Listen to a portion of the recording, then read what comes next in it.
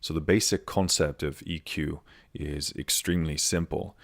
All it is gain control. Now, when you control gain on perhaps your audio clip or even in your mixer, you're controlling gain. You're controlling the overall level of your audio. Now, with equalization, we are controlling gain, but instead of affecting the entire track, we can choose what frequencies we want to affect. Now, essentially with equalization, you can either boost frequencies or you can cut frequencies.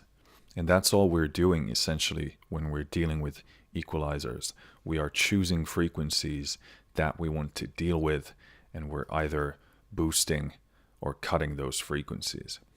And that is the basic concept of equalization. Now, in this video, I want to go through some of the few basic things about how you can learn to understand EQ and how you should or could approach equalization. So the very first thing is that understanding the audible human frequency spectrum, the frequencies that we humans can hear and deal with, that's going to take some time. This is going to take practice, and you're going to learn what each of these frequency areas sound like. And that's going to take a lot of experience, and it's going to take a lot of trying and testing and just working with audio. And in this video, I'm going to give you a couple of tips that have helped me get to know our frequency spectrum a lot better. So the very first thing I'd recommend you do, there is a link down in the description of this video, and it takes you to a website. And essentially that website is an interactive EQ chart, and it's going to show you the audible frequency spectrum that we humans can hear. And I want you to open it up right now. I'm looking at it here on my laptop, but it's an extremely useful chart to have next to you. In fact, when you're working with music, I'd recommend, especially when you're starting out, I'd recommend having this chart next to you. So if you look at it, they have some colors. There's blue, green, yellow, orange, red. Doesn't really matter what the colors are, but they are a good way of visualizing these different frequency ranges. So if you look at the very bottom of that chart, you can see that going from left to right, we have sub-bass, bass, mid-range, high mids, and high frequencies. And these are your basic frequency ranges. And you want to familiarize yourself with what each of them sounds like and what sort of sounds reside in each one of them. And within these basic frequency ranges, you have, on top of them, you have stuff like rumble, thump, bottom, warmth, fullness, whack, honk, crunch, and so forth, and air and definition. Of course, these words can be a bit subjective in nature, but it's a very good way of getting into, understanding equalization. So the second tool I'd recommend you get is some sort of a frequency analyzer. Now, what I have here is the FabFilter Pro Q, and it has a built-in analyzer, which is extremely useful. And what that allows you to do is, I have a piano virtual instrument here, and when I play and have the analyzer on,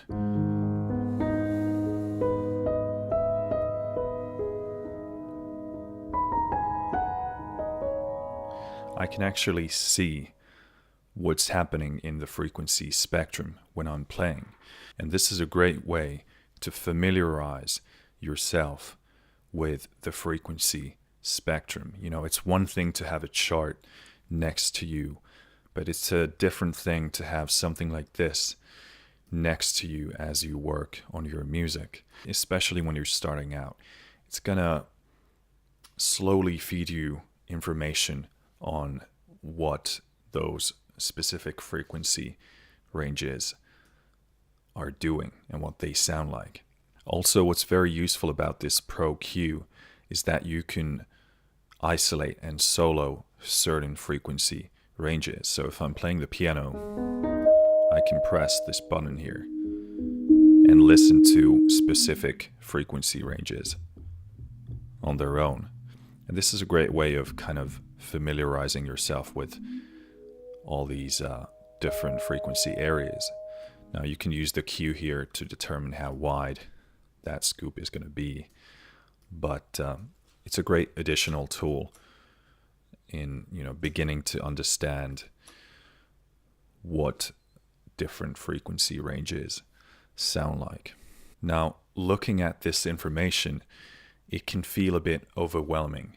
You have frequencies from 20 hertz to 20 kilohertz, and you might find yourself asking, well, how do I know what to do? How do I know where to boost? Because the options seem to be seemingly infinite.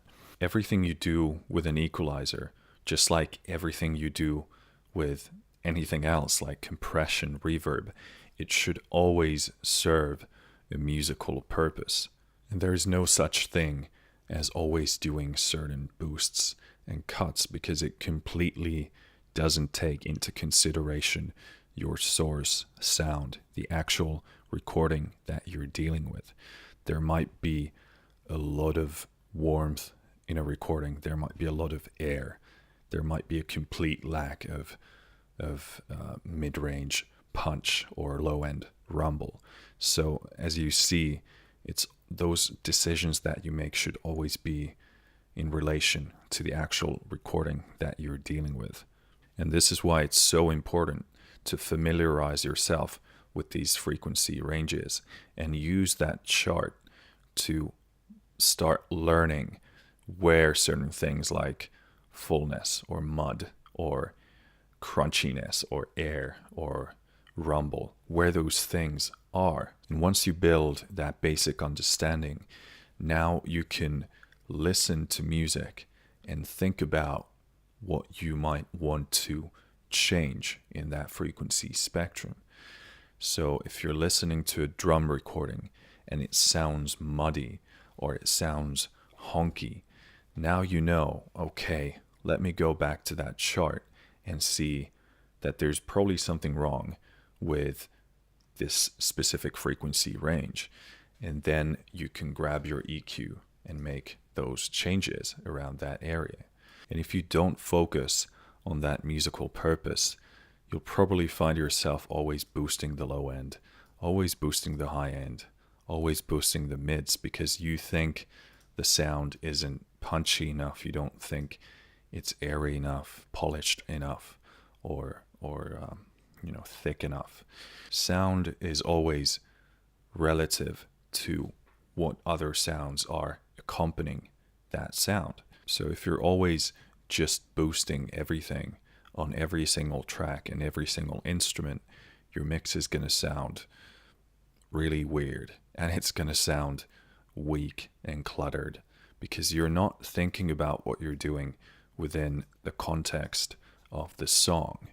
Now, there are many tracks, most likely, on a piece of music. I mean, you might have one, you might have two, you might have 30, but they're all connected and they all play with one another. So every decision you make with equalization should be done in the context of the entire song.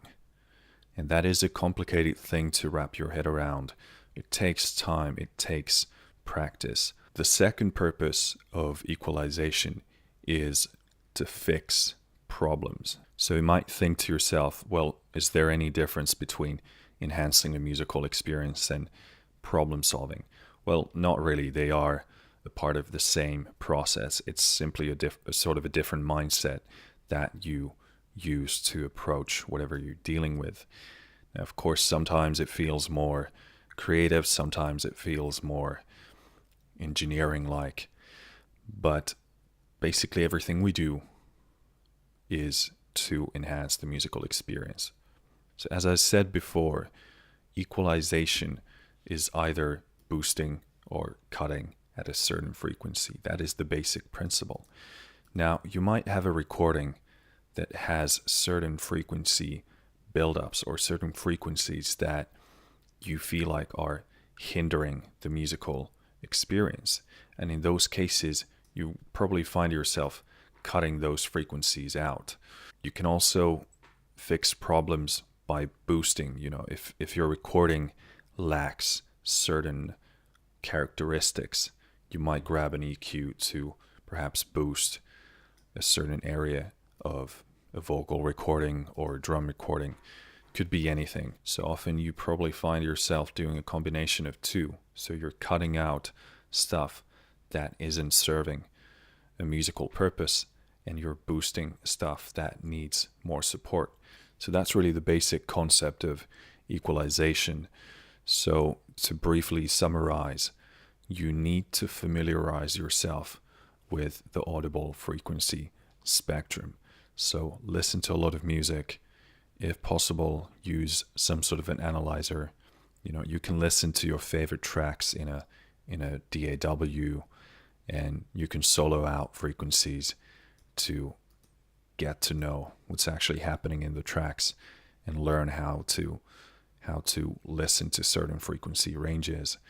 And using something like a chart is gonna be a sort of a fast track way of you to learn where those things reside, like warmth and air and crunch and all these other things.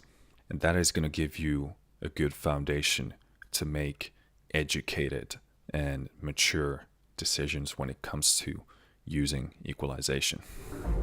Finished.